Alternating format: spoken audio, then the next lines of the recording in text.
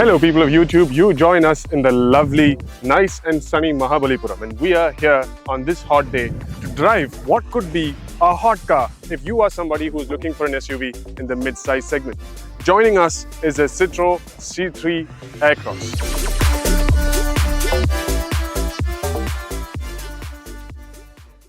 If you think this is just a C3 with some badging and cladding, well, you're wrong, because this is longer, wider and taller than the C3. Also, it gets a longer wheelbase. Now, how is that possible? That's possible because Citroën's C3 technology, or rather C3 platform, allows the company to increase and decrease the wheelbase using one platform to create a variety of body styles. This particular car is over 4 meters long and therefore right at home in the mid-size SUV segment. The design is unapologetically French. I mean, look at this front end. The lines are crisp, clean, yet there is a certain air of sophistication. When you come around to the side of the car and you notice just how nicely this 4-spoke wheel fills the wheel arch, making this car look big, premium, and giving it a lot of road presence. The body cladding over here could have just been a black plastic item, but no, Citroën have added a little bit of a white strip for flair. And that is what Citroën is about. Subtle levels of sophistication. At the rear, it is comparatively boxy when you take the rest of the car, but in a nice, elegant way. The details on this strip over here and the subtle badging all work in favor of the C3 Aircross. One of the major reasons why I think that the C3 Aircross could work for small families is because Citroën are offering it in two variants, a 5-seater and a 5+2-seater. This particular car is the 5-seater. And because of that reason, its floor is different. The boot space is different. Now here you go, ladies and gentlemen. For a reference of size, I've put 2 bags in here. Both of these bags are too big to be taken as cabin baggage. And as you can see, there's enough room for one more bag on top of each of these, with more room to fill in smaller bags. So this could be all that a small family needs. Under the bonnet of the C3 Aircross is a 1.2-litre 3-cylinder engine, something you're familiar with. But this car gets only a turbo petrol 1.2-litre 3-cylinder engine, and it makes 110 horsepower and 190 Newton meters of peak torque. The engine is mated to a 6-speed manual transmission. Does it have an automatic option? It will, but it does not have right now. But Citroën have assured us that it is definitely on the way. This little engine does not take up a lot of space in the engine bay, and Citroën have told us that the C3 platform allows them the option of using a bigger engine in this car or optimizing it completely for a battery electric vehicle. But if you are wondering if they will ever bring a diesel engine in this car, no, that's not going to happen. Sitting inside the cabin of the C3 Aircross, it is very French, very refreshing, lots of light and a sense of space coming into this car. I am very comfortable in my driving position, and the passenger seat also looks quite roomy. We'll go to the rear seat in a bit, but before that, I want to talk about the dashboard and the plastics. Now, this car is in the mid-size segment that is currently being ruled by cars including Creta, Taygun, Kushaq and the Seltos. And in comparison, the interior just does not seem as appealing. It is very simple in comparison. The fit and finish, the feel of the plastics, they are all good, but not excellent, not premium. The switches are all simple rotary knobs, nothing fancy. They're very easy to use, very familiar.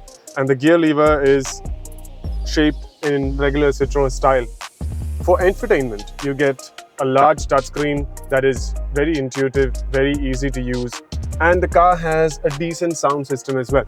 But one thing that I find a little puzzling is that Citroën have given the one-touch down feature, but there does not seem to be a one-touch up, which could be a little inconvenient when exiting toll gates and the like. In the second row of the C3 Aircross, things are very comfortable. I am 6'1". This seat is set to my height, and as you can see, very comfortable here. Lots of knee room, lots of leg room, and ample headroom as well. And there's an armrest over here, so good marks, good points to the space and comfort in the second row.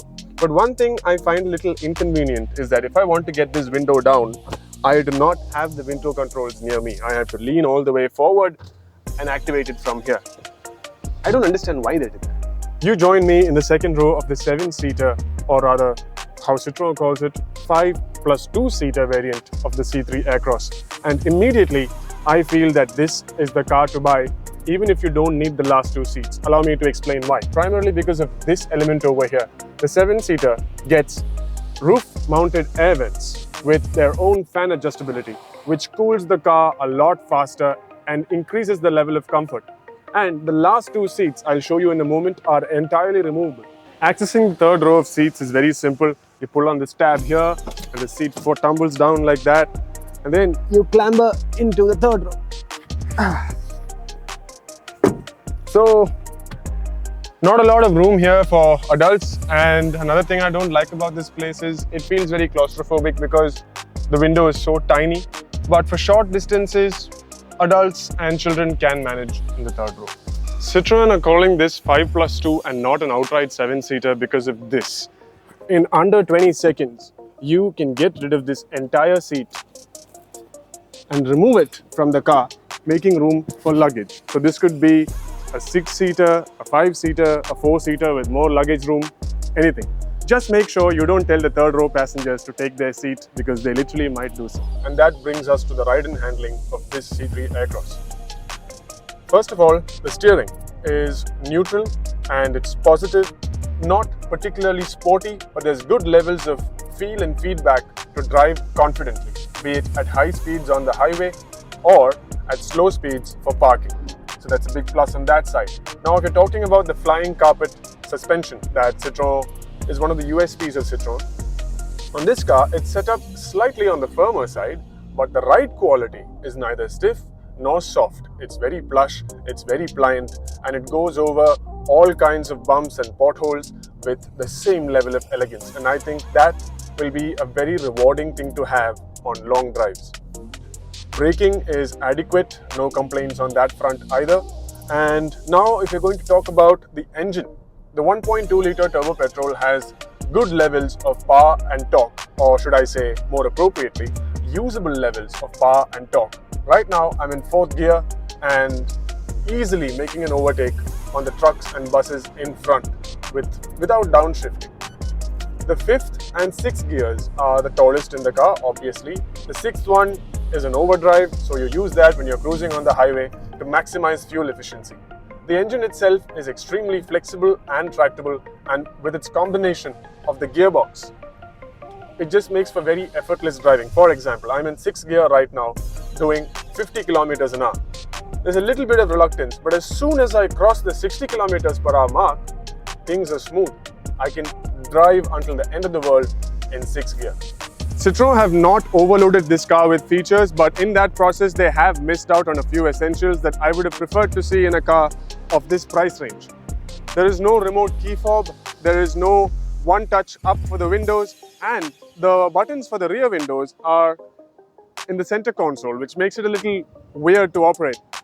At this time, we do not have the price of this car because it's not been launched, but given that it's competing in the 10 to 20 lakh segment, if the top-end 7-seater C3 Aircross is priced anywhere close to 17 to 18 lakh rupees, then I think it makes great sense and could be a great value purchase.